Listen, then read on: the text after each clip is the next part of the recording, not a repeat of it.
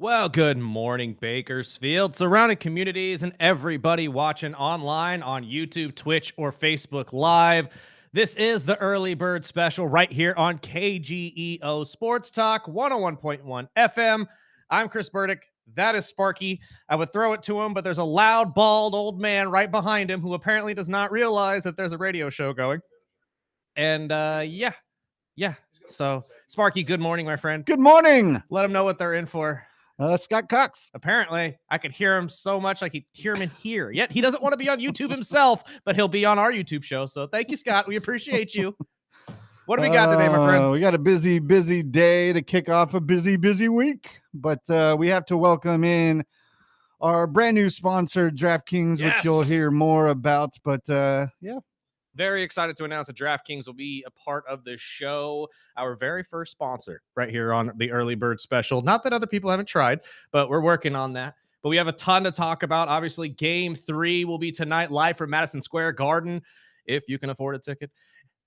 Donald Trump will be in attendance, and that means, unfortunately, for those of you who can't afford a ticket, yeah, there's not going to be a watch party outside of the stadium. So we'll see how New York takes that. There's also a legislation out, or I'm sorry, not a legislation, a lawsuit. There's a lawsuit out right now that threatens the UFC's White House pay-per-view this weekend. We'll give you the details on that. And it looks like a quarterback has stepped up and joined his team, as Jacoby Brissett of the Arizona Cardinals is at least putting his contract negotiations on hold as he steps up to potentially be the starting quarterback for Arizona this season. We'll see as he competes with Carson Beck and a few others. We'll get into all of that as soon as we can. Plus, Rick Bentley at 7:30 and our guys at Made You Laugh Mondays at 8. No snacks today. He is out of town. So 1 year anniversary for the Made You Laugh Monday, guys. I'm excited to talk to them about that. I'm very curious to see what both of them believe they've learned the most out of this year together. And I mean, a lot of people can speak to this. I know myself and Sparky could speak to this. The first year is kind of throw spaghetti at the wall and see what works. And if it works for you, it works for you. So I'm excited to get their thoughts, excited to see what they have planned for tonight's show. And if you haven't been out to a Made You Laugh Monday live or open mic event at Firehouse, you should. Tonight would be the perfect time for you to go out there and just check it out. You could also check out the basketball game at the same time and get yourself a pretty good burger for cheap. So it's not a lot of places that you could beat. I'm just saying. But we do have a Game 3 we're going to get you ready for live from Madison Square Garden. The San Antonio Spurs currently sit down 2-0 as they fell short in Game 2. Incredible Game 2, though. Fantastic Game 2 on Friday night. And, I mean, me and Sparky were talking about it. We were texting back and forth at the end of that game. Although the last shot was questionable by Victor Wembanyama, I don't know if the Spurs could have played a better game to come back and actually be competitive in Game 2. They were playing well defensively all game. They've got to find an answer for Karl Anthony Towns. That's the biggest question mark to me, is can Victor step up enough to slow him down? Because Karl has seemed to have found a brand new level to his game as they got to the NBA Finals. So we'll see what happens here in Game 3. Once again, it is live from Madison Square Garden, starting at 5:30 on ABC. What do you expect to see out of this game, my friend? I mean, I know we expect to see Jalen Brunson be Jalen Brunson. We're expecting to see the crowd of New York louder than I expect them to have ever been in the last 10 years. And if they walk away with a 3-0 lead, looking at a sweep in Game 4, we think those tickets were pricey for Game 3, which, again, lowest you could find as of last Friday was $7,000. That's for nosebleeders. It's cheaper for New Yorkers to pay for a plane ticket to San Antonio, get a ticket to their game down there for Game 4 or Game 5, I apologize, than it is to actually stay home and watch it. Which they have traveled well. Yes, they have. I mean, maybe that's why. I wouldn't doubt it. I think, it's going to be a tough game just like the other two, but I think it's bigger than Wemby. I think Wemby, I just had the same conversation with the buddy last night, and they haven't even really seen Brunson be Brunson yet. No. He's really had a poor shooting over the whole series, and the fourth quarter, he turns it up and he makes those plays, and that's what you want out of a superstar. But it's the other guys, like you said, Cat stepping up in big ways. And like we had said before, guys like Hart, OG, you know, this whole bench has really stepped up. But I think it's bigger than just Wimby. He needs some more help. Mhm, But yes, that final shot was a little questionable because anytime he was getting in the key and forcing himself in, it was easy. mhm. So I don't understand why he's going away from it, or if that's the coach's decision. But it definitely looks like their game plan isn't working. No. And again, it could just be that they need to find a new way to run the offense, or it could just be that this Knicks team is playing so out of their mind, there's really nothing you could do to slow them down. You just going to have to match it. And you're right. Brunson hasn't necessarily had a vintage Jalen Brunson game yet. Game 3 could be that game. And if he goes off for 40, there's no way the Spurs are going to be able to keep up. And a lot of the struggles from Jalen Brunson, you can actually give credit to the Spurs, especially guys like Stephon Castle have been playing fantastic defense against him. But it's really going to boil down to, in my opinion at least, can you get one of those guys, your Stephon Castles, your Champagnes, your Vessel, your De'Aaron Fox, anybody to score more than 15 points? I know that's weird to say, especially in today's NBA. You would assume a lot of these guys can score at will, but the Spurs are very much built around Victor Wembanyama and how he can adjust himself to the game. And you're right, the last second shot at the end of game 2 that would have gotten them the win, I would have driven that. I would have taken that all the way to the hoop as close as I possibly could before taking a shot. Him pulling up from mid range is not his game, I'm but just being down by a point, just going in and probably getting the foul right, because he was getting fouls all game. But they played well defense all over him, right. and I mean he had 2 points at halftime. And you're playing against a team that doesn't have to hold you and literally hold you in order to slow you down. They are completely content with playing you one-on-one face up defensively, and they're confident that they could slow him down. And that's the point I was just about to make is you have to find ways to not get him open per se, but make a unique offense around it. If you continue to funnel the ball the way you have Wemby come out to the 3-point line, draw cat out, sure, that's allowing them to get to the hoop, or at least the guards get to the hoop or more often. But is that really working for you? What it is you should switch that. Much like Snacks has said it on this show multiple times. Put the biggest guy down there next to the hoop and have him pull a shack, essentially. Just sit there and be a menace. Score 2 points automatically every single time down the court. I know analytics tell you, oh, the NBA's 3-point percentage and all of that, they're going to outscore you just from 3-pointers. Fine, let them try. Let them try in game 3. I guarantee you the Knicks will not be able to pull that off. Don't get me wrong, they're a solid 3-point shooting team. I'm not saying they're awful in that area. But if I'm the Spurs, you've done everything possible to even yourselves out with this team on a skill level.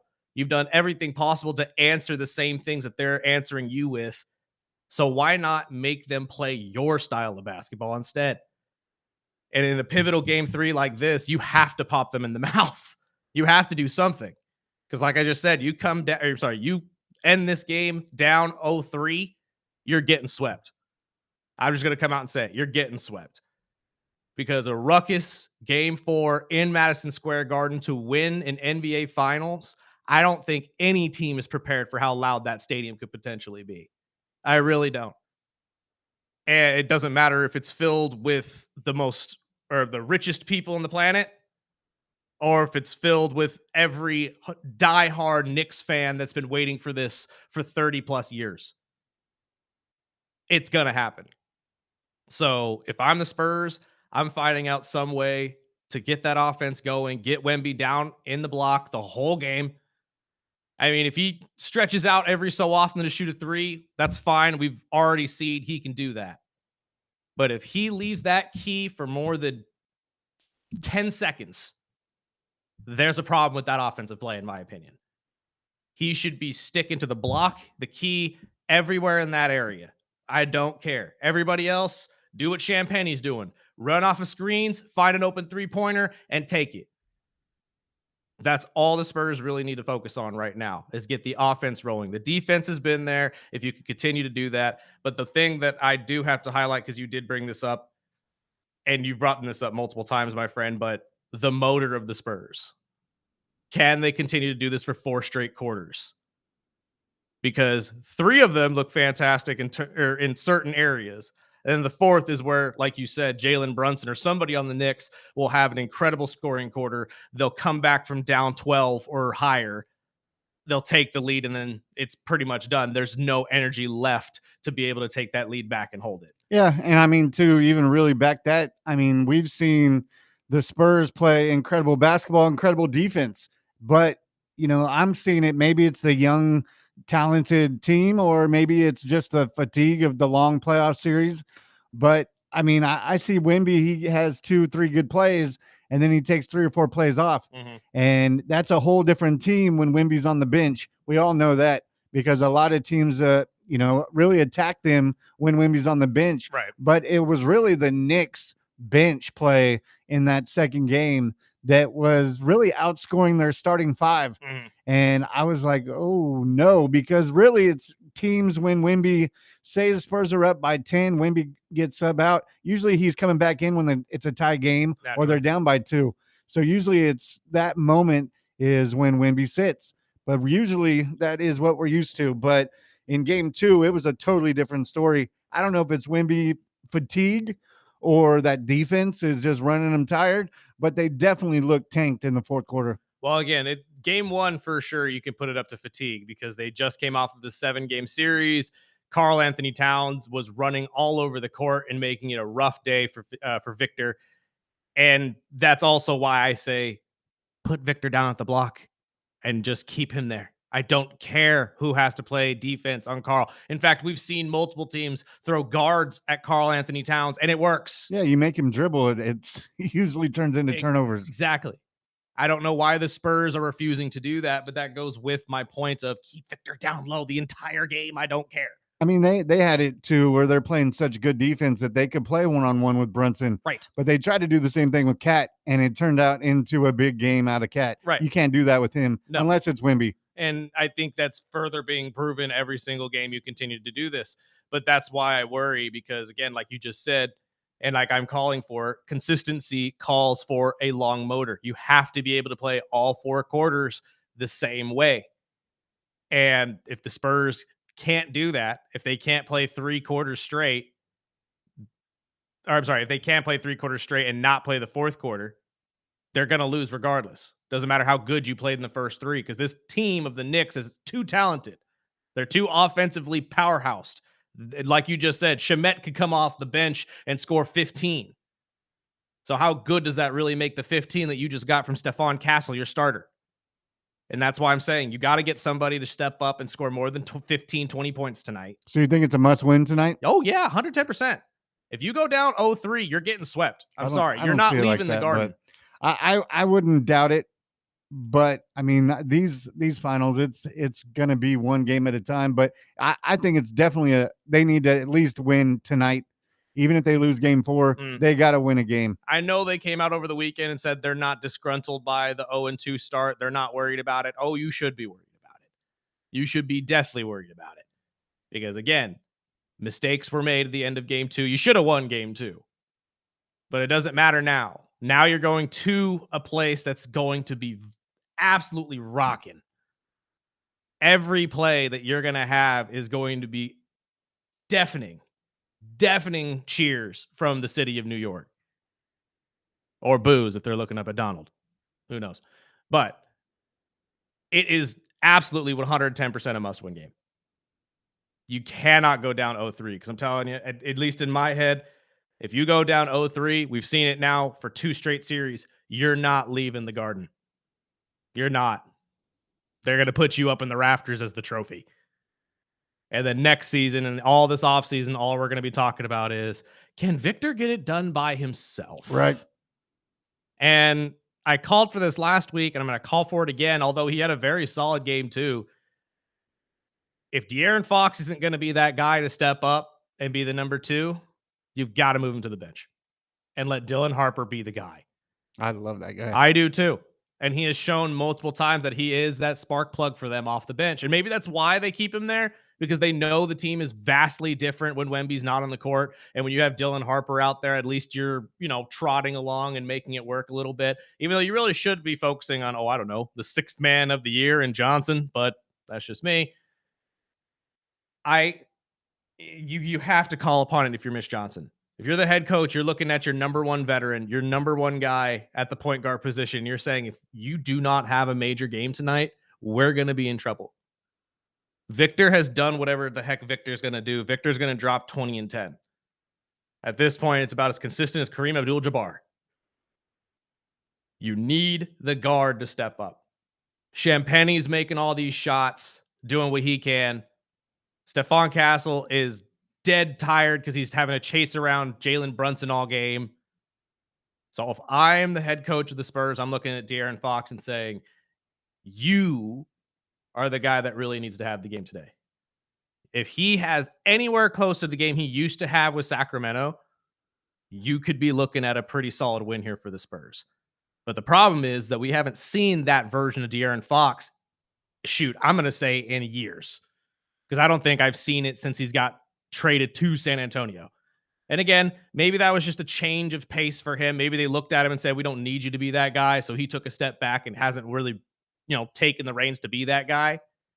But regardless, if you're the Spurs and you're down 0-2 right now, you need to look at your number one veteran and say, you're the guy, bud. I'd say get him off, put him on the bench, start at Harper, and just mix it up for game 3 and see what happens. Right. It's the only thing. What is it going to hurt? I mean, it's going. Harper and Wemby is going to be the 1-2 on this team for the foreseeable future. Might as well. What are you waiting on? And I say the same thing. But again, as a coach, I tried to look at it from a outside the box kind of a thing. And the only thing I came up with is, well, he's the only spark. He's our spark, yeah. He's the only spark plug on the bench. And if you move De'Aaron Fox to the bench and he doesn't go off, now your entire bench play is absolutely skeptical. So I'd feel much safer going with Harper and switching up the lineup and try to hope get some energy going into game 3, because you go down 3 games and then you do it, then you look like you could have done that a game ago. Especially if they end up winning game 4 and handedly, and then you look at them and say, really? We could have had this the whole series. And I agree, it would look really bad if they did it that way. But sometimes you have to make that adjustment. Sometimes it calls for it. And right now, I don't care if it's Harper. I don't care if it's Johnson. I don't care if it's freaking the head coach, Mitch Johnson. Somebody's got to make an adjustment. And someone's got to step up. I'm just saying who you need to call upon is De'Aaron Fox. He needs to be the one you look at and say, get it done, bud. You're the veteran. You're the one who's been in the league. And honestly, you're the vocal leader of the team. So I need you to step up and be that leader. Is that going to happen? Are we going to get it? I doubt it. Because again, we haven't seen that kind of De'Aaron Fox play in a long time. But if I am the Spurs, that's what I'm calling for here in game 3. Once again, game 3 live from Madison Square Garden tonight, starting at 5:30 on ABC. And I believe it's also on the ESPN app. Not 100% sure on that one. So find it wherever your local listings are. Or if you're one of those people that like to use whatever site you do, just have fun and don't, do something illegal. Don't stream it. Before we get to our break and we get to our guy, Rick Bentley, because I know Sparky is very, very excited to talk Masters of the Universe. And I am too, because I have questions. My main question here, Sparky, since you grew up with this show, if it's Castle Grayskull, why isn't Skeletor living in Castle Grayskull and not Snake Mountain? Do you kind of get what I'm getting at here? Just because there's skulls? There's skulls all over that show. I understand that, and you're right, and that's why I'm saying, I get that it's kind of the ambiance of the whole thing. But logically, would you not think Skeletor would be the king of Castle Grayskull? I believe in the beginning he was. I believe he was he was partners with the original king that was He-Man's father. Gotcha. Okay, that makes sense. Again, I know nothing of the cartoon. I've only seen reruns. This was not something I grew up with, so I would love to hear from both of you and hear your guys' thoughts on the movie, because I hear it's doing very, very well, or at least from fans. I don't know exactly what it is in the box office. We'll get to that. But the other big story that I wanted to get to, the UFC White House card's supposed to be this weekend, June 14th on Saturday. Sunday. I'm somewhat excited for this just because it's different. I want to see what it looks like. I want to see how they really set this up on the lawn because it is literally on the lawn, the south lawn of the White House. It could be a really fun PLE just for that alone. I mean, we've talked about it for a couple months now since they've announced it and they announced the card. But now it's or now there's a problem that's being brought up. Federal A lawsuit. federal lawsuit, exactly. They're claiming, or the lawsuit claims, that the White House never got congressional approval to build this on the lawn of the White House because that is technically a national park, correct? Is that how they're saying it? Yep. So the National Park Services and the Department of Interior never really went through the proper protocol to actually get this okayed. Ergo, they never went to Congress and say, hey, sign off on this so we can actually do it. So a lawsuit has been brought up. Now they're really, really wondering, is this actually even going to happen at all? I don't know why this, they've waited until the week of this event to really do anything about this. They've been building it there for the last 3 weeks. You couldn't have brought it up, I don't know, back then when they started construction. But do you think that the White House card is kind of in jeopardy here? Or does Dana find a way to get around this? I know the UFC had nothing to say about it. I know the White House came out and said this whole suit is baseless, but I don't It's know. not, though, I because don't if you know. look at the regulations here, they are telling the truth that technically you do have to go through Congress to get congressional approval to build anything on a state park. And seeing as the front or the south lawn of the White House is technically a state park, you would have to do the same thing there. And That'd be hilarious. if all of this is for naught, it really would be hilarious. It would suck for the UFC because of all the money they've peddled into this already, and they're going to lose all of it, by the way. But where would you really even make the adjustment to put this card? Do you wait until he finishes the ballroom? You know what I mean? Like, I don't know exactly where UFC takes this or how Dana really scraps this and figures it out. But I also have to say again, why'd you wait so long, coach? They've been talking about this for months. They literally were building it on the lawn 3 weeks ago. It's raring and ready to go. Why are we just now hearing of a lawsuit? You could have easily brought this up. Congress could have easily said something about this a while ago. No, it sounds like they wanted to wait until last minute, so there wasn't a choice. Right. I really don't get it. But again, this is all just politics that I try to stay out of, if I'm being completely honest. And this PLE did kind of seem weird, especially the timing of it all. And just, I don't know. And I don't know about you guys, but it screams TKO, which, by the way, Trump is now majority owner of. Surprise, surprise. But it screams TKO because it just screams this PLE or pay-per-view was really all for one guy and his homies. And maybe it's a good thing. Maybe it's a bad thing. We'll see. I don't know if this lawsuit's even going to derail it, if I'm being honest. They'll probably still go through with it on Sunday. They'll find some sort of way to push the lawsuit past and maybe eat it afterwards. But Or move it back a couple weeks and do it on 4th of July weekend. you know what? That could also happen as well. And why not have UFC 250, I don't know, on 4th of July? That's what I thought the original plan was. That's what everybody kind of made it seem like it was going to be, especially since it was on the White House lawn.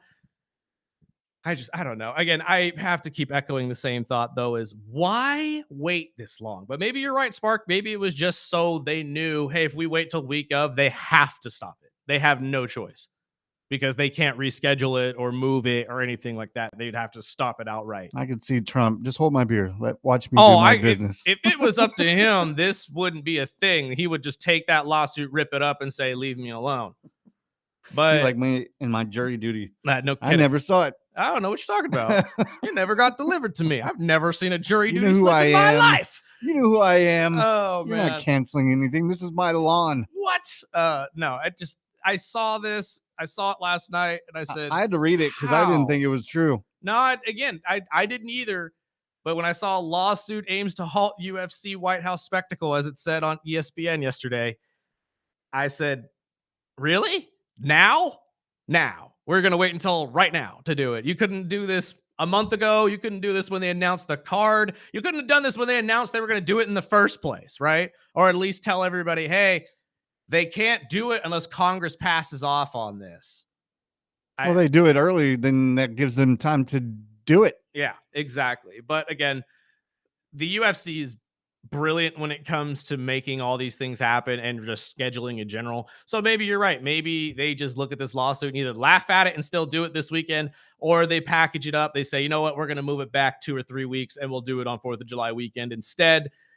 I don't know if they have one planned sooner than that, I but think it would get a lot more viewership. I think it would too. And honestly, what better way for any American to, celebrate 4th of July than with fireworks, a barbecue, a beer, and UFC? Is there more American? There's nothing more American. And I'm before telling you we right now. welcome in Rick Bentley and talk about, really the kickoff to summer movies, I have to throw out some rest in peace to Stacey King, one of my favorite Bulls players growing up and one of the best broadcasters, especially, not only did he, win 3 championships with the Bulls, but he went back to the United Center and was our broadcaster for all Don't you Bulls homes love it when games. that happens? And I just love the guy. Mm, So I know he was only 59 years old. They didn't really too release what soon. happened, Too soon. but just rest in peace for him and his family. Stacey King was one of the goats when it came to Chicago Bulls basketball. If you grew up watching the Bulls, you know who Stacey King is. But that was some sad news over the weekend, and I just wanted to get out of the way. Yeah, no, I don't blame you. Again, I love it when you have those guys who have such rich history with the team, even if they weren't a well-known piece of it, but they come back and they're part of your history for the foreseeable future. And then everybody remembers, oh, that's right, he was part of those teams and he did contribute to all of that. Trying to find a cause of death here, but I'm not seeing. Oh no, I'm sorry. ESPN is saying it was cited as a fatal fall as the cause. So he must have fell and something bad happened. That's It's unfortunate. a big boy. That is, but I agree with you. Thoughts and prayers out to the King family. And you hate to hear someone passing this early because 59, 59, that seems like it should be halfway through your life, man. I mean, I'm sitting here at 32. I don't want to clock out at 59. I got plenty more time left in me. You kidding me? But we'll get into some other stuff like that. I mean, I know we had a couple passings last week as well. We haven't really gotten a chance to talk to, especially out of the world of hockey. And for those of you who are Stanley Cup fans, double OT last night. The Vegas Raiders wish they could touch They Stanley. wish. Vegas Golden Knights looking pretty good right now, though. And I have to highlight it again. It's incredible to see a franchise like this who just started. We just got the Knights, what, about a decade ago? Something like that, about 13 years ago. And they're already knocking on the door of another Stanley. It's just incredible. We'll talk a little bit about that plus some more after our guests of the day, but we do have to take a break and get to our first guest, which is Mr. Rick Bentley, entertainment reporter from KGET. We'll talk about Masters of the Universe and all of these summer movies you should be ready for. This is the Early Bird Special right here on KGEO Sports Talk.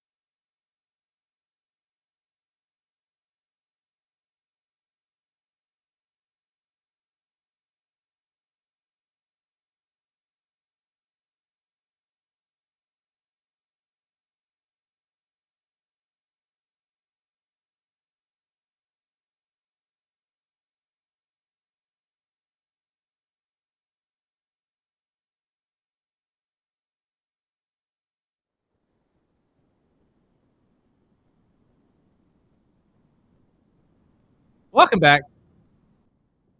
Early Bird Special right here on KGEO Sports Talk. And it's time to talk a little entertainment with our guy, Rick Bentley from KGEO. Morning. Hopefully you had a good weekend. I know you said you had to work the Christopher Cross concert over the weekend. Packed house. I mean, it's and again, I was looking at his set, the tour guide, and we were third on the tour for this year. So yeah, it was a full house. So, Nice. Okay, yeah. well, good for him. I know little about Christopher Cross's actual music. Well, he's way before you, Yeah, so a little bit. yeah. But again, he did win an Oscar. True. So that's how True. I So he's he wrote the theme song for the movie Arthur with Dudley Moore. Mhm. So nice. but you okay. know him from Ride Like the Wind. Yes, Ride Like the Wind. Anytime there's anytime That's- there's a That's the other bicycle. one. I don't know. Like when his songs pop up, I'll be like, oh yeah, I do know this one. But Yeah. honestly, I could not pick him up in a lineup. I really could Yeah. not pick him out at all. Yeah. No, So people love him, and I gave away tickets on Big FM all week, did you? the last couple weeks, and they were Well, shoot, if we almost They were packed hitting out the Fox for him, that's pretty good. Yeah, no, it surprised me. I mean, he's not been in the spotlight, let's say, for the Mhm. last few years. So yeah, so Well. so I did that. It was an entertaining weekend, then I guess. But It, what did the box office numbers look like this week? it was funny. I guess it's telling us what we need to pay attention to the box office. Scary Movie #1, I had a feeling. The 55. nostalgia kills in this movie. It's been all over the internet this weekend. And I really feel like this right now we should pay very close attention for what the moviegoers are telling Hollywood. I mean, Masters of the Universe, which had name recognition, had to build an audience of people who grew up with it and everything. It made only 29 million. Really? Yeah, Wow. How much did they put into this? over 200. Oh my yeah. God. Yeah, and that's what I'm saying. We're looking. I don't know what the budget was for Scary Movie, but I'll guarantee you it was Way nowhere near lower. that. But if you look at those top four right now, Scary Movie 55, Master Universe 29, Backrooms was third with 26 million, Mhm. and Obsession still hanging there at 25 million. saw all four of those Did you? in the last 4 days. I see. I knew you said you were doing a double feature, but okay, hold on. First and foremost, since I know you've already seen this and you guys can go back and forth on this, but Masters of the Universe, is it worth it for people? I think so. I liked it.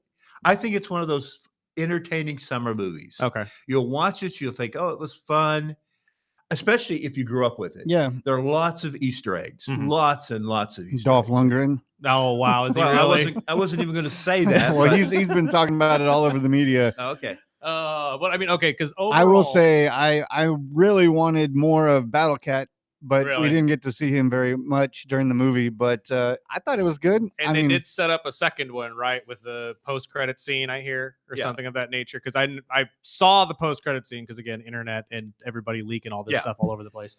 But But then it becomes a question of when you look at those numbers, right, are you even going to? are you going to get even it? go down that path? Right, because I mean that's the same thing with the Power Ranger movie. There were the fans who grew up with it, like me, Mhm. who loved the movie, but box office it was an absolute. Yeah, you only have slaughterhouse. a core audience, and if you can't build out past that, you're in trouble. So Right.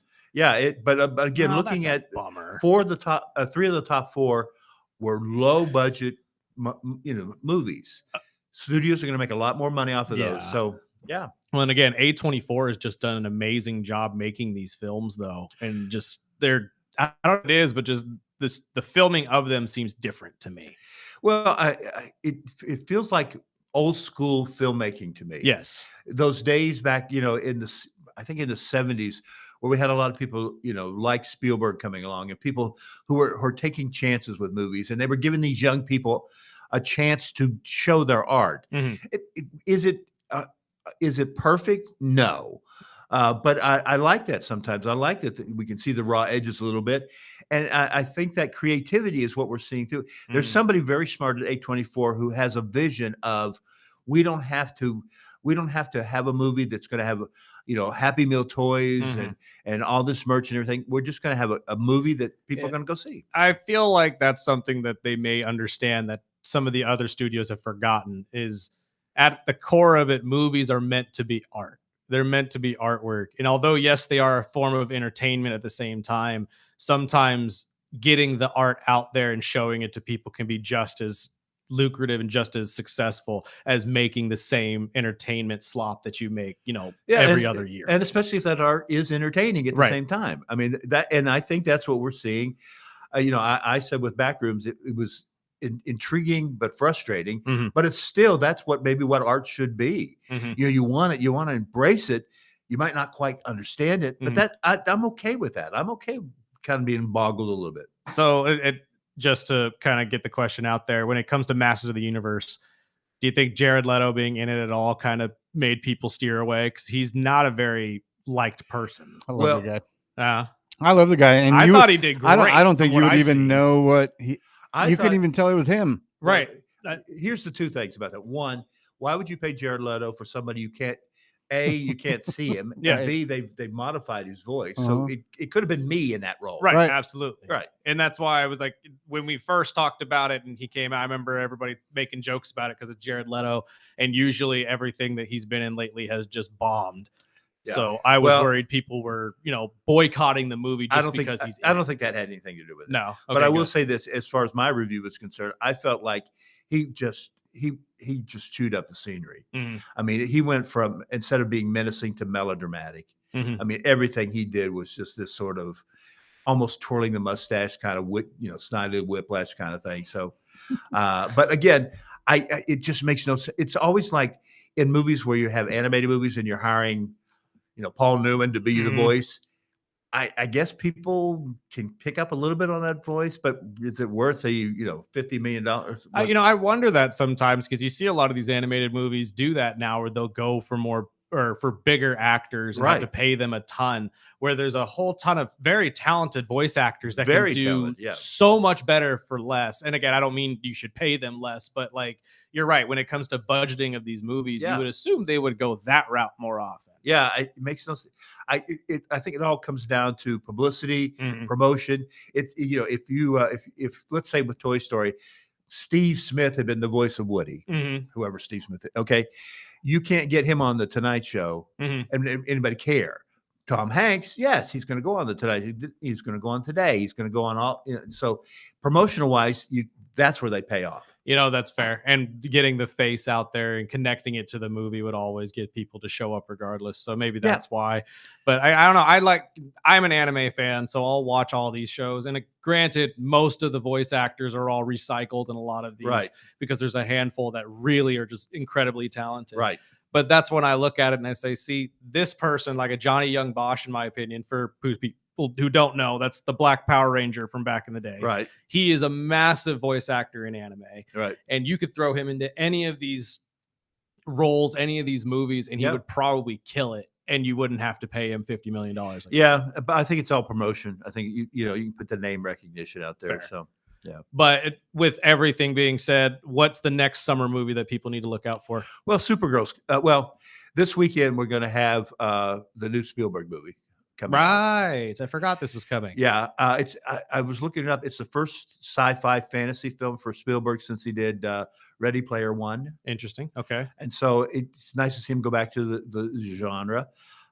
So that's this weekend, and then Supergirl's next weekend. Mhm. Supergirl may be the one that's sort of, we saw that with Masters not doing anything, they're predicting Supergirl to do less. Really? Yeah. I just don't think people are excited about the promotion of it. When you're more excited about Jason Momoa being in it than anything else, it doesn't bode well for it. So, of course, I think the big one that'll sort of turn things back around is when Toy Story 5 comes out. Right. And it's funny you bring up the Momoa thing because every promotion that I've seen outside of just the trailers, it's all been him. It's never her. And that's what makes me worry about it is you don't even have the star of the movie as the centerpiece to all of these social media ads, all this stuff. And you're right. Like more people are excited to see him than they are to see her. So that does worry me. Now, if that's enough, we could see the next film be the spinoff with him. Right. And I have no problem with that. Right. But if we were going to do that, born to play that character. Why not do that outright though? If we were going to do just a straight up Lobo movie, you should have just done a Lobo movie rather than make this a I agree with you. movie. Yeah. It's always that decision by the director the direction to take a film. And Supergirl goes very dark and we'll see. Mhm. We'll see. I think that when does Hunger Games come out? Because that looks good the new too. Hunger Games This fall. Is Is that it? fall? Yeah. Dang it! I So know we there's a have lot of time. movies coming out. I'm looking forward to not only Toy Story because I've enjoyed all of them. I get in this same argument with my son is, oh, it was trash after Well, the second one. I'm like, kid, you don't know. I've I enjoyed all of them. I've heard rumor that this one's going to be more about Jesse and actually Jesse reuniting with her former owner. Yeah. So that's the entire Well, thing this time. Well, I haven't seen it, so I can't tell. Oh, true. Can't say. But I will say this: we know we're pretty certain that this is done for Hanks. Mhm. So why not? That the Jesse character is much loved. You could just continue the franchise with her. And Oh, so absolutely. yeah, you'd have no problem Oh, with that. and you could really split them all off if you wanted to. Have a whole line of Yeah. movies of Woody saving toys out in the Yeah. wild. You can have movies with Jesse and new toys. You can have movies with Buzz and the original ones, and you can make money on all of these. Yeah. So Oh, they're not going to stop anytime No, soon. no, no, I no. will say the two double features. I enjoyed, Masters of the Universe and Scary Movie, but I personally enjoyed Backrooms and Obsession better. I thought Obsession kind of surprised me. I knew the trailer, and I know we talked to Anthony last week. He was pushing for Backrooms. Both, really, all four movies when I went, it was sold out. Mhm. Those Yeah. theaters were Which packed. is fantastic to hear because that means people are going back to theaters and we're going to be seeing a surge of it again. Yeah. Well, you build it, they will come. Absolutely. I mean, it always comes out, when people moan about how the box office is dying. Well, people aren't just going to come out for just to support you. They're coming out to see something they want to see. Right. So, And I mean, you've had a great slate of movies come out in this past year. So I mean, why wouldn't everybody be more excited to go to a movie theater? And I think once you really get back into a theater, you remember, oh yeah, that's why I came here before COVID, because it's just the experience is so much better. yeah, especially there's something about scary movies, about Yes, being in in a a room movie with theater. everybody else that's screaming or Yes. talking to the screen. I don't like people who talk in the theater. Me Okay, I neither. don't hate either, that. but sometimes it could be really fun and but funny. I will cut you slack in a scary movie. Yes, I get exactly. it. I understand. There is a time, and I will. Yes, that's fine. One of the most memorable moments I ever had in a movie theater. My mom and I and my family went to go see X-Men 3 when it came out, and something happened in the movie theater where the audio cut out. And it was completely dead for like half of the movie. So we had a guy in there. I don't know his name. He was just, being funny. He's like, you know what? I'll narrate the whole thing. And he's just making everybody crack up laughing to the point where the workers came in like, what the hell's going on? And because they knew we're watching X-Men. Like, why is everybody having so much fun watching Not one X-Men? of your great comedies. No. And he walked in and they realized, oh my God, the audio's not on. And they finally walked in there and fixed it. But that's what I'm saying. Like, I like you. There are certain situations where I'm okay with it. Yeah. But in general, most movies, shut up. Shut up. Yeah. And also just PSA, if you're one of those people that claps at the end of movies, you too, stop it. Yeah. Stop. We're not at a film festival. We're not there to, we're not in live theater. No. The artist is not going to hear your clapping. No. Like, I appreciate that you enjoyed the movie. I really do. But let's stop with the We had applause. two guys sitting next to us during Obsession that were talking all throughout the movie, and I couldn't hear them, but my son was laughing his butt off. So they must have been funny because like when we've gone down to LA and for the 40X theater, and when it was people talking the whole time, that really annoys me, especially when you're spending a little bit more money for the experience. Yeah, especially in your situation. Absolutely. I would not be okay with someone ruining that experience for me. Yeah. One question I did have for you about a summer movie coming out is the Spider-Man movie. Yeah. So I heard it's not even a rumor, but I heard this over the weekend. Zendaya helped rewrite the whole script with the Challengers director. Is that true? That's what I've heard. I have not seen. Usually what I do is go back in and once I get the press information and see who's listed as writers. We'll see. Okay. How do you think that's going to affect the movie if that is true? Do you think that's going to make it any better? Because I mean, she's had a great string here with the Euphoria situation. All the stuff she's been producing has been great. So I'm assuming she's got a pretty good idea of how to make these things work. I don't think it'll hurt. Okay. Yeah. Because I know a lot of superhero fans right now that are not excited about it. I disagree. I think it's going to be fine. we'll see. It looks Again, awesome. It does. The movie itself, I think, is going to be a really interesting look at what Peter Parker could be going through after all that's already happened. Yeah, after blinking out the world, who Exactly. he is. And And I he's- mean, speaking of Spider-Man, I just started the Spider Noir. Noir series. Have you finished this? I'm 2 episodes in, and I'm enjoying it. We are watching it in black and white. I don't think it makes a real difference, does it? You know what? I've been watching it, and I'm hooked on it. I think Me it's great. too. I go back and forth. Do you? There are scenes where I know that the film noir would work best. So and you can switch back and forth. Yeah, that's what I really like about it. Yeah, and so I'll switch over and go, oh yeah, that cigarette smoke looks great and all that sort of stuff. And then I go back and to the so I go back and forth on Do it. you? Yeah, I here's the bottom line. That's a gimmick, okay? But the show is good. It's well written. Right. Oh, yeah. Great casting. I was worried about Nicolas Cage, but Me he's too. perfect for this. Yes. I love that whole detective. I tell people, even if you don't like superhero stories, this is more of a detective story with a superhero element. in it. Yes. Just enough of it to remind you, yeah, he is a superhero. So Yeah, and honestly, I think it's better that way because you don't really need him as Spider-Man. Like No, it really works as him just and being a he's the spider.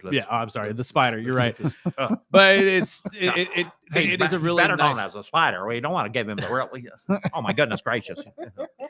No, it's interesting giving him that gimmick and not really seeing the traditional Spider-Man that we're all used to. Real quickly, time's about to Yeah, run out here. absolutely. I'm going to quick quiz for you. Okay. We're wrapping up the TV season for the 2025-2026 season. Okay. Quick quiz for you guys. Uh-oh. When you I'm gonna look fail, back but okay.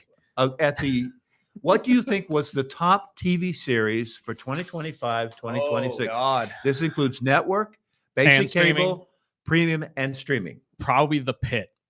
I would think The Pit Euphoria? is up there, or Euphoria, but Euphoria just dropped. Yeah, so. Euphoria was not eligible for Okay. this list. The Pit came in 9th. Wow. Okay. Now, okay. Is number one on cable or is number one a streaming? Streaming. I had a feeling. Okay. Here's my clue. It's odd that you don't remember it. Oh Lord. Now it's odd that I'm not coming up with anything. To be honest with you, I don't know why. Stranger Oddworld. Things. There you go. Stranger Things. Okay. There you go. Attaboy. Nice call. 32.9 million people. I forget that was just a year ago. It seems Yeah, like I that know. final season came Yeah. out forever ago. The top-rated network show was number 3 with The Marshalls. Oh, Which is a okay. brand new series, yeah. The spin-off of Yellowstone. Yep. Okay. Number 2 was His and Hers on Netflix. I've heard that's very good. I haven't been able to watch Number it 4 was the Sean Combs, The Reckoning. Yeah. P. Diddy. Yeah, that Yeah. makes a lot of sense. Landman, number 5. Bridgerton, number 6. Tracker, number 7. Okay. Okay. High Potential, which is one of my favorite shows, at number 8. The Pit, number 9.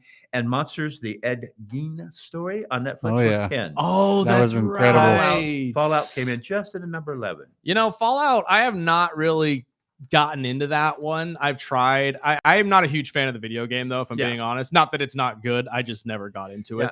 So the I just story found itself is the interesting. Deli Boys Yes. on Hulu, and it's hilarious. I've been curious about that when I've seen the trailer of them like the ant wiping blood off the guy's Mhm. mouth. And But it's yeah, just- the Monsters shows, the documentary series there's are so good. much out there.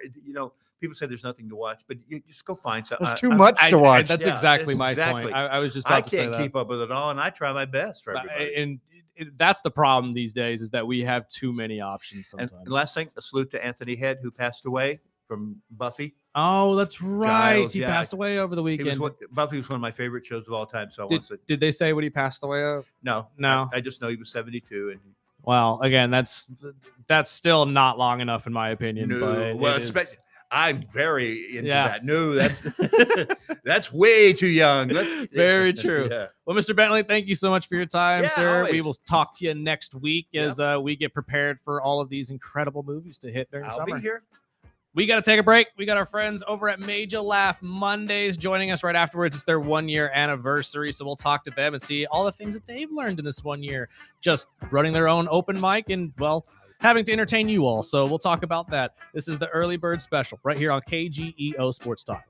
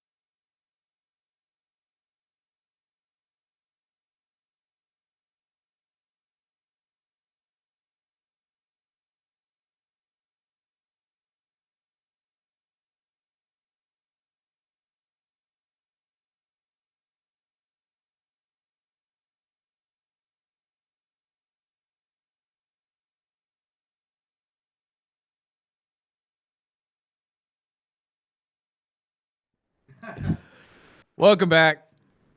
Early Bird Special right here on KGEO Sports Talk 101.1 FM. Want to thank Rick Bentley for joining us from KGET. But now it's time to talk to our friends over at Made You Laugh Mondays. And Tyson is all hopped up on coffee, and I can't hold him back from talking any longer. Yo, good morning. It's Monday. morning, How we my doing, guys? Huh? Does anybody want any coffee? This is the energy that he has been in since he walked in the door, looking like Fry from Futurama when he had that 100th cup of coffee. That's right. Coffee's right. Well, I mean, when you run a lot of red lights just to get here on time, because it gets a little bit thrill-seeking. As I tell everybody, just wake up a little bit earlier, brother.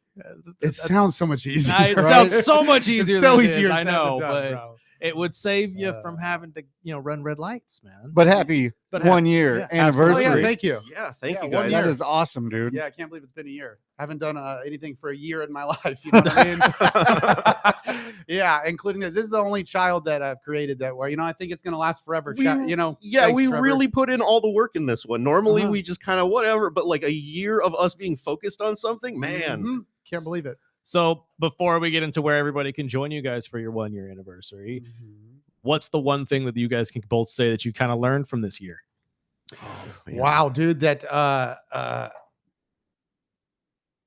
I mean, I guess our chemistry has gotten better. I know you can't tell it at the moment when we both paused and didn't know what to say. Well, no, again, I didn't prep you for this, so it's you're supposed natural. to give us a heads up Well, on I the questions. apologize, Usually we're prepared on these questions. No, I'm just Yeah, kidding. So I mean, you're- I would say I don't know if something. I guess the one thing that surprised me over the year is that, like, if a year ago you would come up to me and told me, "Hey, Trevor, Tyson is going to be one of your best friends in the world a year from now," I'd be like, "You're high. What are you talking about?" I hate that guy. What are you talking rude. about? Yeah, that's rude as hell, Trevor. I'm right here. I think we're done here. I'm done with Made You Laugh Mondays.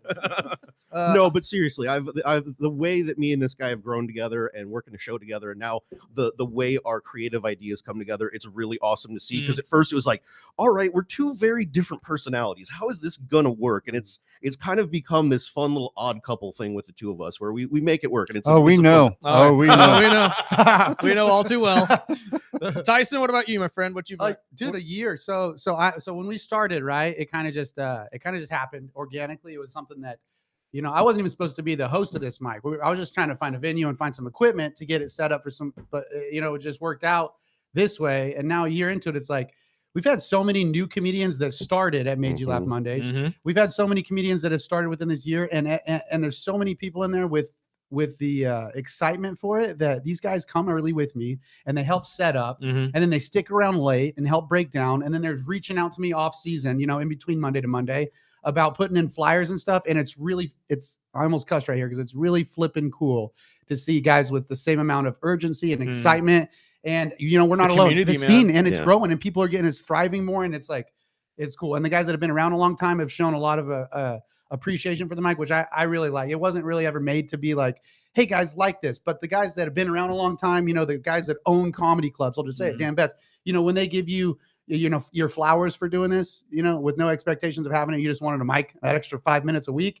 It's really cool, And so I appreciate that probably the most. And this guy, I had to deal with him for a year. I don't even like him. I love how we zig and zag with each other. It's great. No, for me, and I to kind of piggyback off that, the thing I love is that, like, a lot of people would just like joke like, "Oh, it's an open mic. Why do you care? What do you care about an open mic?" And to see not just the comics but the fans care about this thing is amazing. Like the fact that we have somehow devoted fans to this that show up like almost every week and want to see the comics and want to see the wild stuff we do. And this is just mine and Tyson's dumb idea that we came up with because the Well was like not having as many open mics, and we needed to make sure that everybody got their practice in. For people to care about this and to become its own thing is just wild to me. All the fans in the best way. Absolutely. Well, I mean, again, that's the beauty of the community part of it, right? I mean, everybody grows into this, and there is a genuine thing here between the two of you. We wouldn't have had you guys on this long if there wasn't. And you guys are honestly just really good at this. So I think that this is just the first step of you guys' growth here. And again, 1 year of hopefully many to come at Firehouse. I would assume we're going to keep going there. Yeah. Yeah, most likely. I mean, it's not broke, so we're not going to try to fix anything. Is that make sense? Yeah. But No, I mean, absolutely.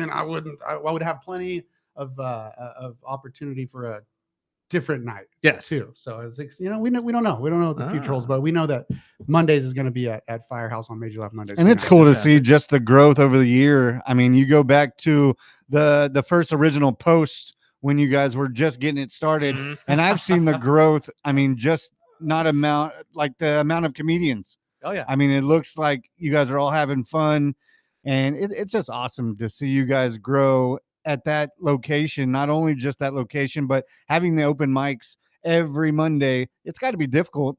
Yeah. You know, you Oh. guys both work. You know, you have other things aside, and I've seen, you know, Trevor blowing up. I've seen you, Mhm. you know, Tyson blowing up. Not only your job, but you're doing shows at the Well. You're doing shows out of town. I mean, I think there was a couple of weeks in a row where I was seeing Trevor almost every post at a different location. Yeah. It's just awesome to see the growth, not only at the open mic at Firehouse, but just as comedians. Mm-hmm. Yeah, I mean the dedication somehow is paying off. I mean, it does. It works, folks. But yeah, the fact that like I think you and I, between the two of us, have missed a combined 2 or 3 mics.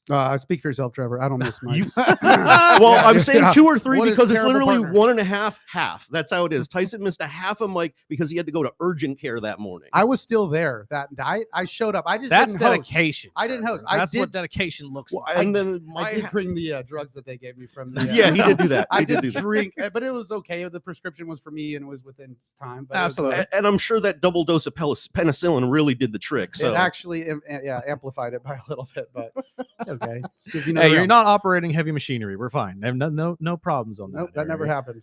I And I promise. don't know why you're he trying to throw remembers. slander, brother. Yeah, What's going on Trevor, here, why are you man? telling everybody What's that I going did on? dimethyltryptamine.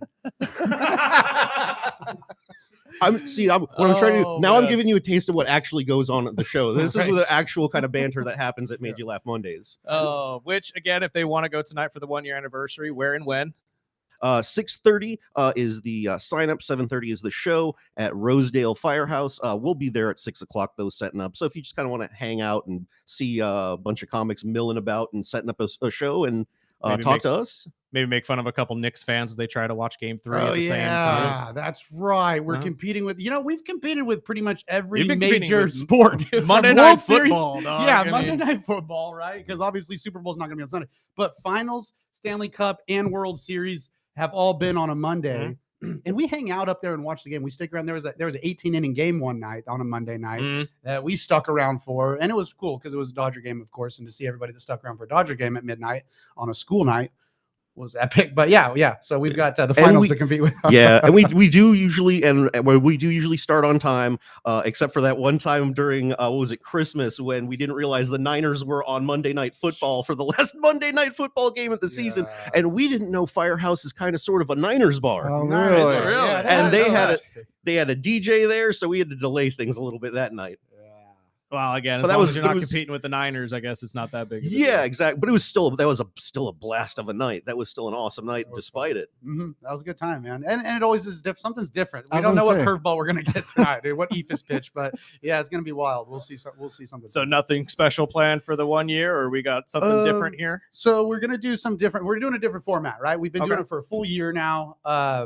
And every week it's kind of just been like, all right, next week we're gonna run into it the same thing. But I've been wanting to do something different. Like the guys have been coming in here. You guys have been meeting a lot of guys, Mhm. new comics, old comics. The new comics are gonna be the ones that grind real hard that I think will be here for a long time. So, having said that, we're gonna have guest hosts every week. So where a guy Nice. will get a chance to kind of host a mic and get the feel, get a couple at bats, if you will.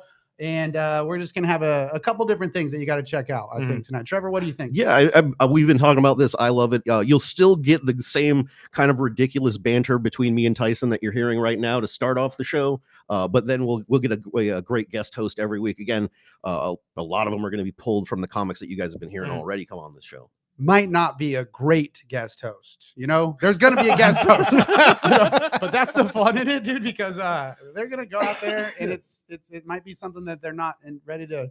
They're not anticipating that. Yeah, they type might of have Bambi legs energy. a little bit. So Yeah. So how are you guys going to go about picking the host? Are you just going to pick them once a week, or is there like the Pick best out of a hat? guy from last week gets to Um, host this week? Like, how are you guys going to go about it? I don't know about best guy because best guy would be seasoned vets that have done it, that maybe work at the well, Fair. stuff like that. And so those guys I want them to be a part of it. And I'd love for them to have a Monday. But I think it'll be some maybe newer guys, maybe some guys that are mid range that Mhm. that don't host a lot. I want guys to get at bats that have an opportunity to host a full show Mm-hmm. very soon. not guys that are so distant from doing this, but just give them their first or a couple opportunities before they get on the stage at the well. You know what I mean? No, yeah, that totally makes sense. That's the game plan. Okay, but it might now, as far as veterans go, you may see like a Jay Bird do a guest hosting spot if he's doing Roosters that week, so that way he can freshen himself up. I'm sure we'll do something like that. Okay, anybody can get it. That's awesome. We'd love that. Okay, I was just curious because I know they're doing stuff at the well, kind of like that, where the best comic from one night gets to be a part of the showcase. So I didn't know if you guys had a specific idea of how you were going to go about it, but we might do that. That's going to be an interesting little twist to your guys' thing. How are you? You're still going to be a part of it, though, I assume, right? You're going to be there doing sets. Yeah, I'll probably. I'll do a set. What I'll do is I'll have a guest host, probably do a portion of the show, and then I'll either wrap it up or start it out depending on what the night holds. Okay. Fantastic. So, yeah, we'll see. All right. And then other than that, I'll be doing one of my classic theme nights for music. I'm actually giving the comics a idea ahead. Usually I just decide at day of, because we're doing it's Made You Laugh Monday's birthday. All the comics are going to be walking up to songs from the year they were born. From the year they were born. Okay, that's interesting. It's a lot of research for the DJ to have to go through and do a bunch of songs. Yeah, hopefully they will help me out and pick songs, but I would just say pick your own song, dude, and don't bug me before or after the show like he usually is. But today he's gonna DJ. I like the theme of it all, though. That's pretty interesting. How many or what's the age range here, though? Like, what are we saying? 90s to 80s? I'm sure it's going to be. Let's see. Our Pat Rabin. We got Pat Rabin. So we might have some Temptations in there. We might have. I might put some guys to sleep in the beginning, but I mean, he's not. We're not playing Frankie Valli for him. I mean, like, come on, he's not that old. I have no idea who Frankie Valli is. He's Never 50s. heard that name in my life. I love Frank Valli. I will have to listen to him on the way. Is he on Spotify or does he? Just know what? That's a good question. I don't know. Well, besides that, boys, obviously we like to talk sports with you while you guys are in here. Haven't been able to talk to you about your team in a while. Yeah, I'm sorry, guys. But how do you feel about your Chargers right now? What am I supposed to say? Like, I come in here and I just lie to you guys until I believe myself that there's this is a level of Delulu that comes with fandom. We all know this. Do you guys want to bet that this is going to be the best quarterback in the history of the season every? I mean, maybe there's now as we make our. I will spare you that bet again this year. No. We're not going to. Again, maybe not Dak Prescott. We'll talk somebody else, but I'm not going to bet on Dak 2 years in a row. It's not going to happen. I think the Chargers have a chance to win the Super Bowl this year. I'm gonna say it. Bold prediction. What's so funny to you guys? You know who your teams are? Yeah. Do you have any idea who you follow? Sorry, because of the way you set that. Gross, dude. It's gross how you guys are laughing at someone who has potential. It's a tough division, so you have far more potential than either of our teams. I agree. I do Thank give you. you that. I'm not soundbite. Save that soundbite. Go ahead. You're talking about a falcon and a dolphin, my guy. We're going to be fighting for Archie Manning next year. I don't want Archie Manning, just to tell you. You don't? Oh, hell no. No. I think there's a lot of really good quarterbacks that are going to be in this next draft class, but you're probably right. Archie's probably not even going to be the best one. But regardless, the only reason we laugh is because the way you set that up, because my God, you're going to sit there and call yourself delusional and then say you're going to win the Super Bowl, man. Yeah, bro, and I'm only giggling at you the same way you would giggle at me if I was like, the Lions are going to win it all. Hey, Well, I mean, I trust that. A little. Honest. I would go with the Lions before I went with the Chargers. True.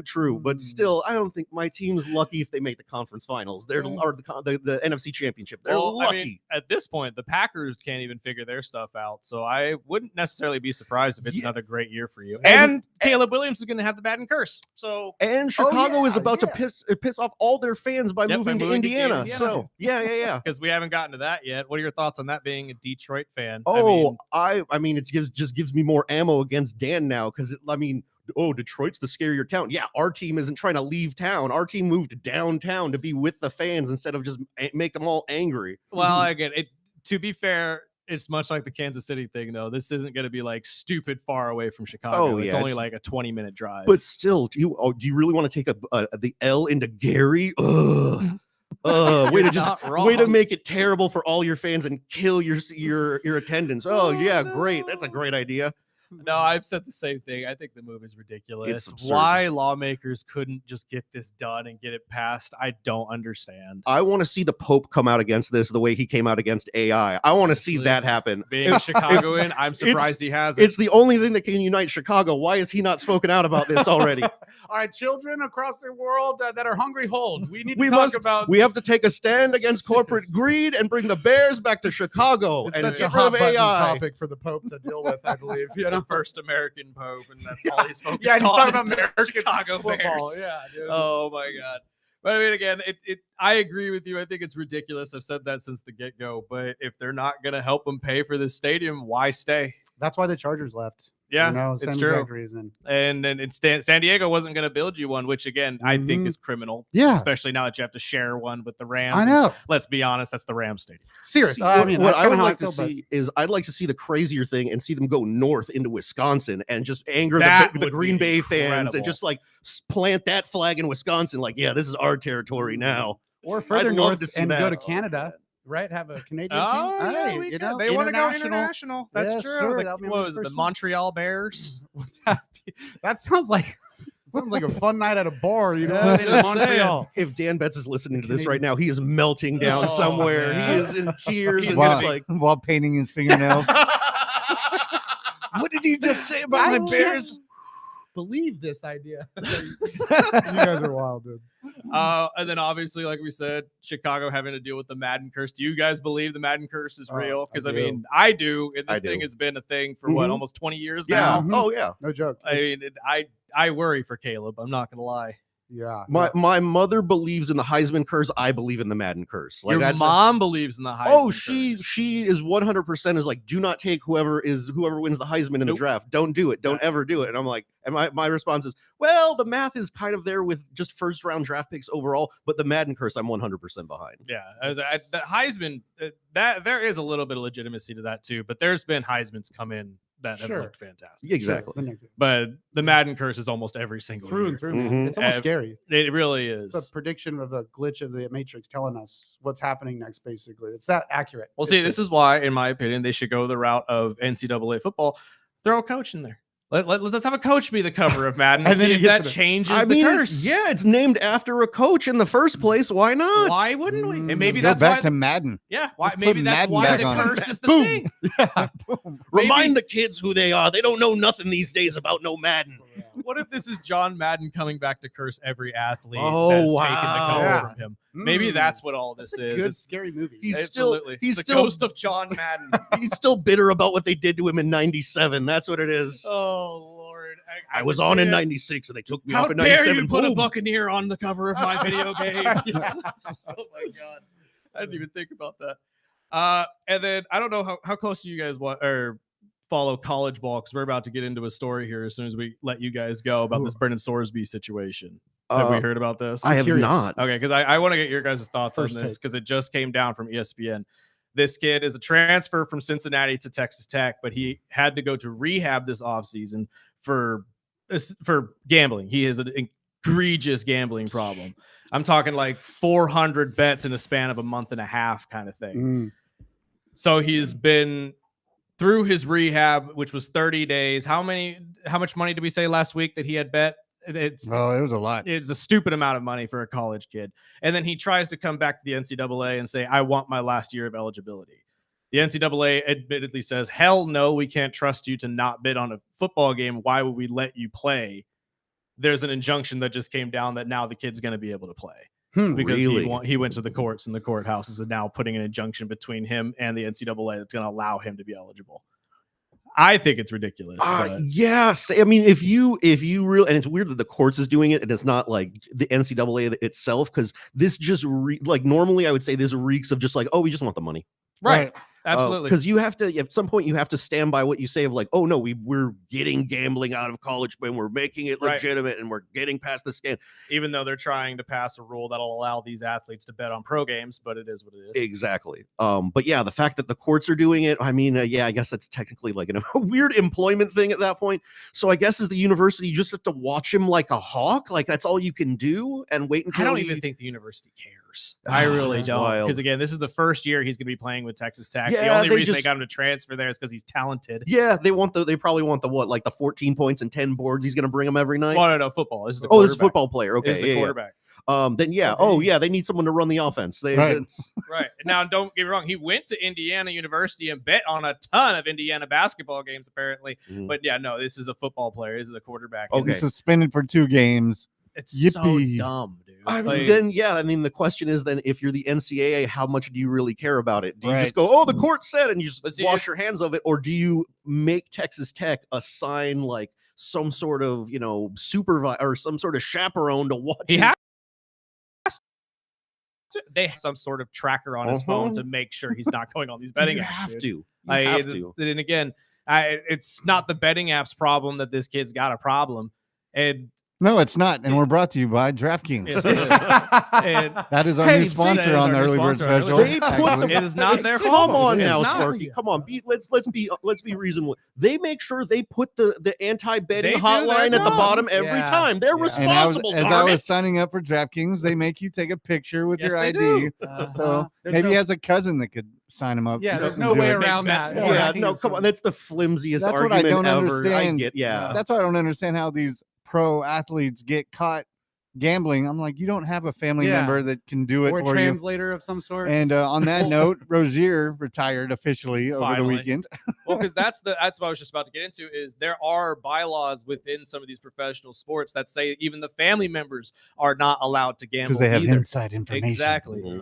So realistically, you can't go have your cousin sign up for DraftKings and make bets for you because they're not even allowed to be on DraftKings either. But the point I have to hammer down is you didn't even go to rehab for 1 day per bet you made. And you're going to sit there and tell me that you're magically now Yeah. Healed. healed from this and you'd have no problems with gambling. That's such horse. I've never heard anything worse. That was literally him talking He to went Texas 30 Tech going, days. how many I'm days here. do you need me to do? Yes. He went, dude, When's practice? he went to Exactly. rehab for 35 days in Arizona. Okay. That stretch of the month and a half I told you guys about where he was at Indiana making bets, he had made 40 bets in that span. I mean, that's just that month and a half. And And you're it gonna sit wasn't there and tell $5 me- bets, $10 No. bets. They were big money bets. $800, $900 bets. And we're talking about a guy who goes to rehab for 35 days. And you're going to sit there and tell me, oh, yeah, I don't have a gambling problem anymore. No, they've changed me. I'm a completely different man. It's that nil check, that Yeah, NIL check yeah, that's changed what- me. that's what- By the way, Absolutely. can someone check how far his rehab center was from Texas Tech? Can we Right. check Yeah, that real no quick? kidding. I'm And- pretty sure there was a coach that was in the lobby. It was just him and the coach. Oh, my God. That's why and if there is a 2-game suspension, now I have to wonder, okay, if you can slap a suspension on the kid, then why not suspend him for the whole season? And just sit there and say, okay, fine. You got the courts to say yes. We're still suspending you. Yeah, you can get your 1 year next year. Next year. Exactly. If Don't you're mess around still with eligible. Texas football. Are you kidding me? Look, man, I get it, but at this point, it's kind of like the Deshaun Watson situation. Are we really just going to ignore what this guy did? Yes, because the donors say we got to compete with UT.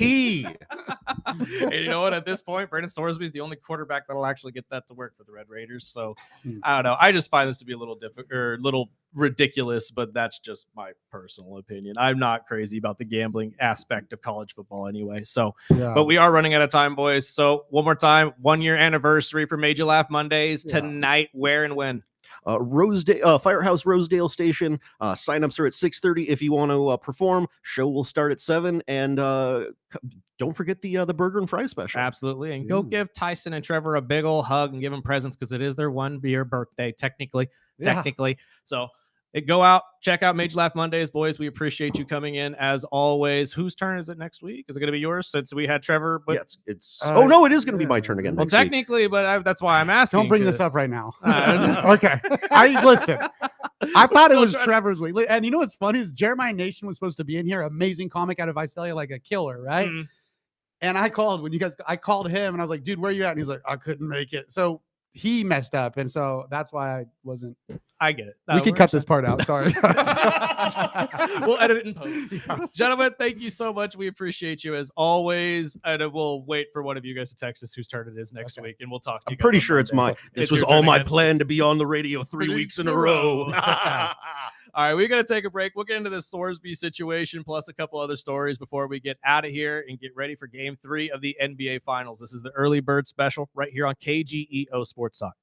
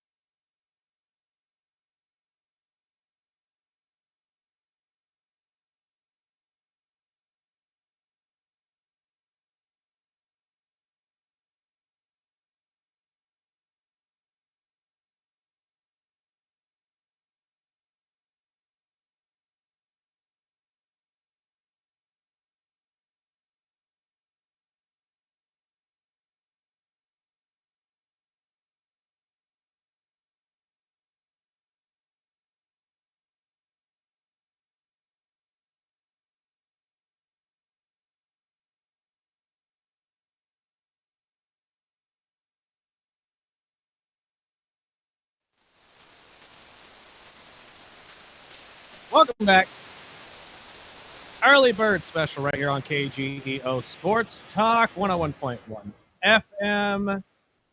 We're also streaming video live on Facebook, YouTube, and Twitch. I want to thank Tyson and Trevor for joining us. Go out to the 1-year anniversary celebration of Major Laugh Mondays tonight, starting at 6:30 at the Firehouse on Rosedale. They'll be upstairs. You'll have to look for them up there, but go check them out. It'll be a great show, and like you heard both of them talk about, they're going to be doing a little bit of changes to the show. Nothing drastic, but you're going to be seeing new guys take over as the hosts and really make you guys laugh every single week on Mondays. So, And we got a busy week on the Early Bird Special, do. as tomorrow we'll welcome back our guys over at Bentley Bowls, talk a little basketball, talk about an event coming up, plus 24 kg. We'll recap Monday Night Raw. And Wednesday, we will kick off the show with Mommy Rhea Ripley kicking off the show Wednesday, and then Kenny Calvin, the voice and Hall of Famer over at BC, will come in 8 o'clock talking about his new album that is released this Friday. And then Thursday, my girl Liv Morgan will join us at 7:30.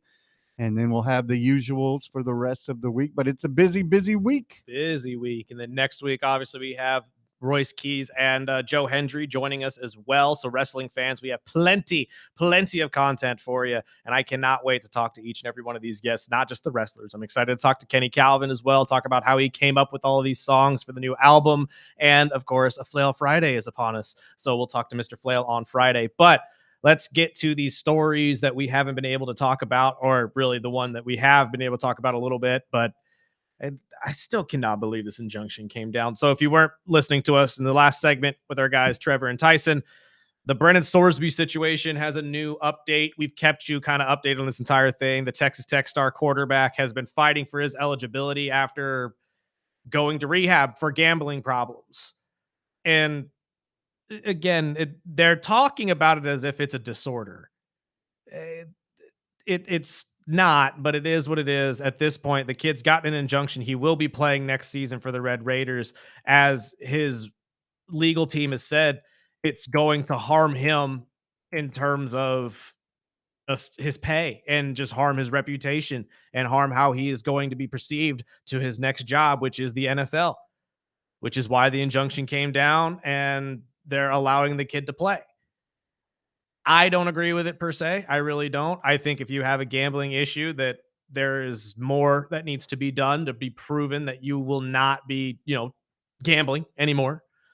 But at this point, it's beyond anybody's control. The courts have made their ruling, and the NCAA is just going to have to deal with it, that this kid's going to be playing in 2026. And as Sparky said, there is a 2-game suspension looming over Mr. Sorsby, so he will most likely not play the first couple games.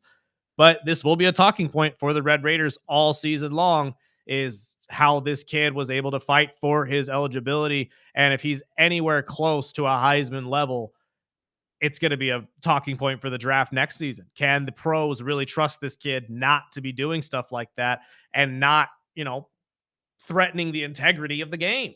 We're dealing with that right now when it comes to basketball. Terry Rozier, Chauncey Billups, Damon Jones, former players that are selling out other players who are injured or selling out people at poker games. Cheaters. Like, there's an integrity problem in sports today. There is. And it sounds like it's not that important. No, it really doesn't. At least not to the courts.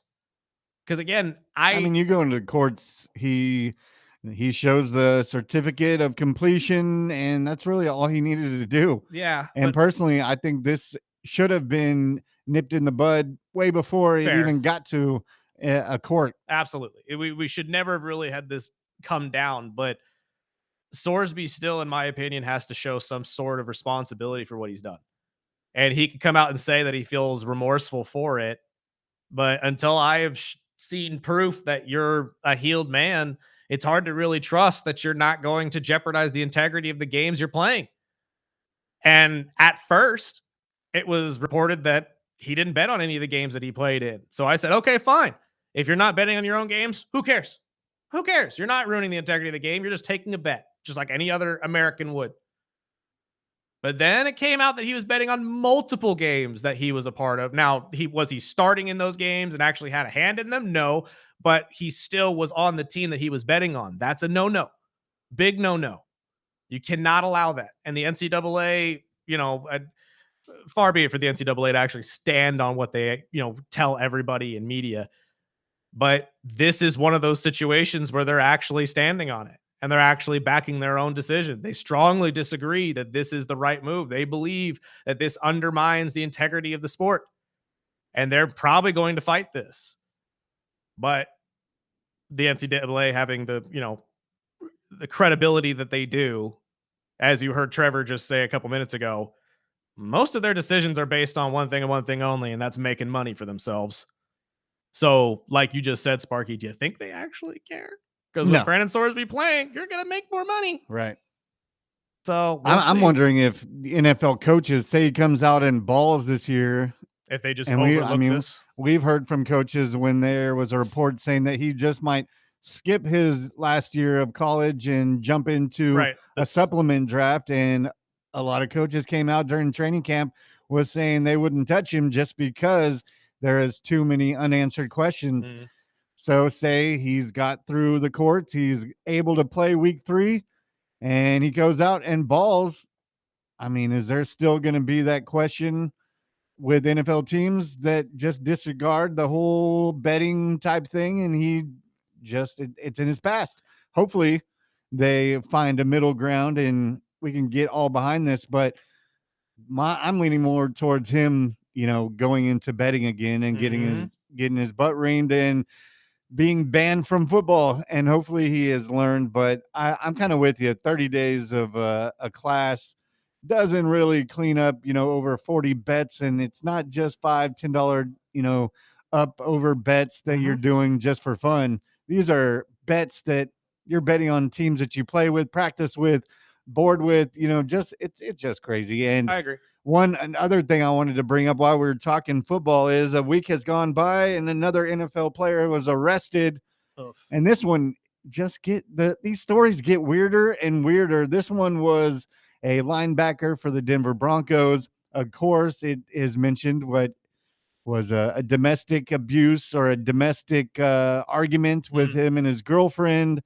But this one, just like the last 50 that we've read over the last year of this show, this one, he gets arrested and they both get arrested. But the more details that are coming out, supposedly he tackled her and did all sorts of other things, but he swallowed her cell phone. Swallowed her cell phone. I couldn't make that up.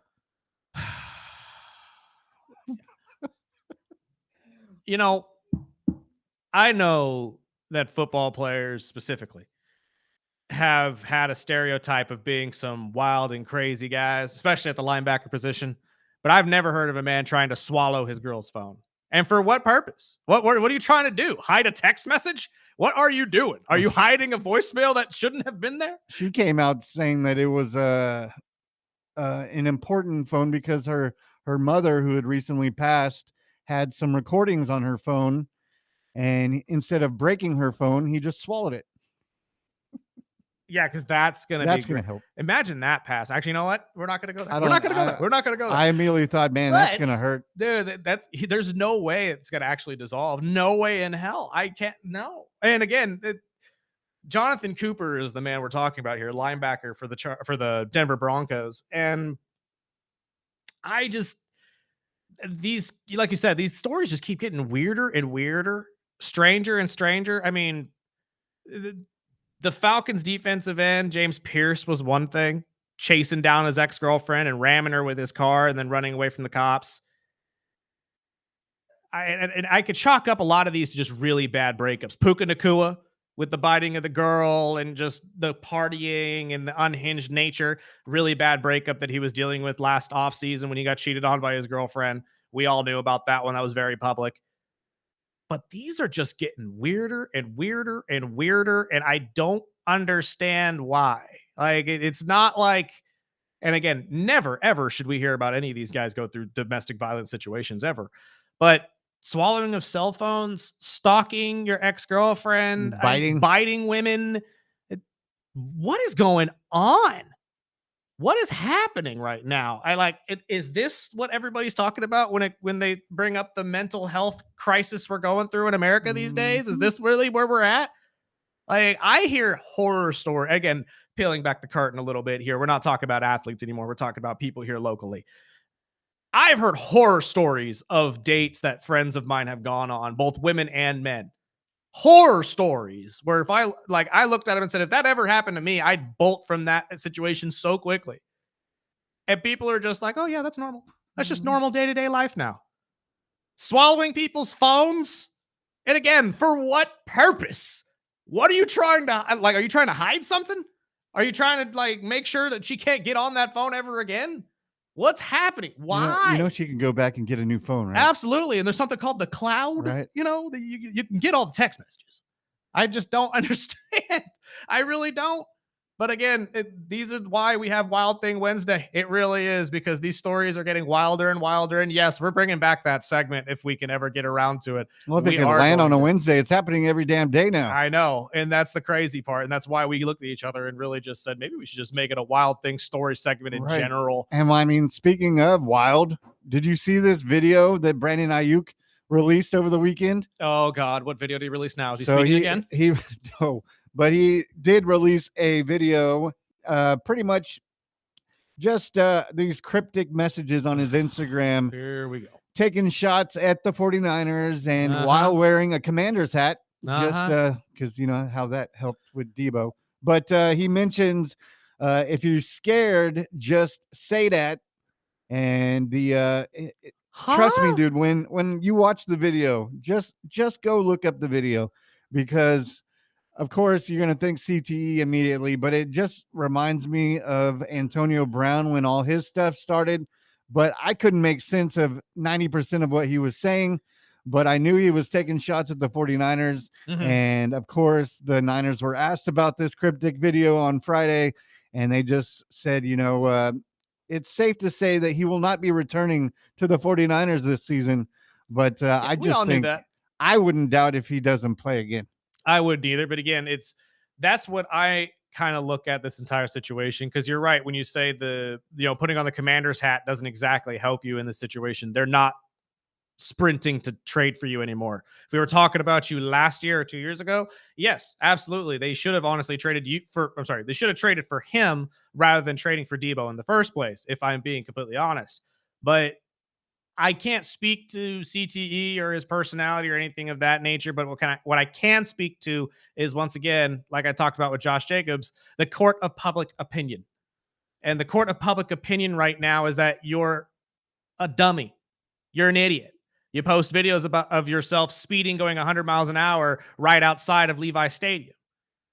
So much so that you now have a misdemeanor charge that's waiting for you whenever, you decide to actually go pick that up.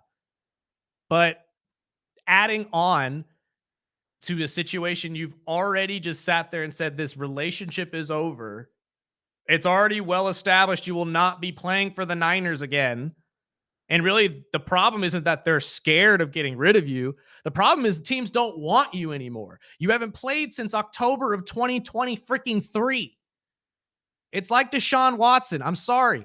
When you haven't been on a football field for a while, I'm not going to just assume you still got it. Because here's the thing, you don't. I can't wait for Deshaun Watson to hit the field and look at the absolute dumpster fire that is going to look like for the Cleveland Browns. And then everybody sit there and remind themselves, oh, that's right. He did this before and he sucked. We should just go to Shadur, right? Yeah, we should just go with Shadur. And the same thing here with Brandon Ayuk. They're not scared to get rid of you. You have no trade value.